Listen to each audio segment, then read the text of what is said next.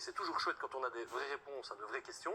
Réaction de tous les deux, si on se dirige vers une uniformisation, et c'est-à-dire vers un abattage qui serait un abattage avec étourdissement, ça ne fait évidemment pas vos affaires, entre guillemets, pardon de caricaturer, vous accepterez ce que vous venez de dire, c'est-à-dire le principe d'un débat démocratique, vous pourriez aller en justice contre ce genre de décision, parce que c'est possible, rapidement l'un et l'autre.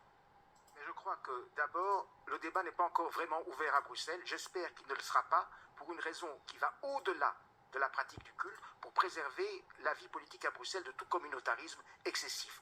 Aujourd'hui, il y a des priorités à Bruxelles en particulier, beaucoup plus importantes que l'abattage rituel. Je vous ramène à ma question si vous voulez bien. On ne va pas faire de la politique ici, on ne va pas s'occuper du gouvernement bruxellois. Merci de répondre à la question. Que feriez-vous si une décision comme cela doit être prise? Respect de ce que vous disiez tout à l'heure, donc d'un débat parlementaire et d'une démocratie, où vous diriez on a le droit de le faire, on va attaquer cette décision en justice, franchement. Il faut respecter l'état de droit. Il n'y a pas d'autre réponse à cela. L'état de droit est un état de droit, il n'y a pas d'autre réponse à ce niveau-là. Même question pour vous. Je rejoins Philippe sur la même chose. Donc j'ai écouté Mme Marguel sur le côté démocratique.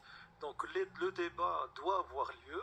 L'aspect culturel doit être pris en compte. Maintenant, si la loi décide que c'est interdit à Bruxelles, idem pour les deux autres régions, évidemment, nous accepterons la décision. Sans porter plainte, sans aller devant les tribunaux, etc. Sans porter plainte ni aller dans les tribunaux. Eh bien, merci de votre clarté et de votre sincérité.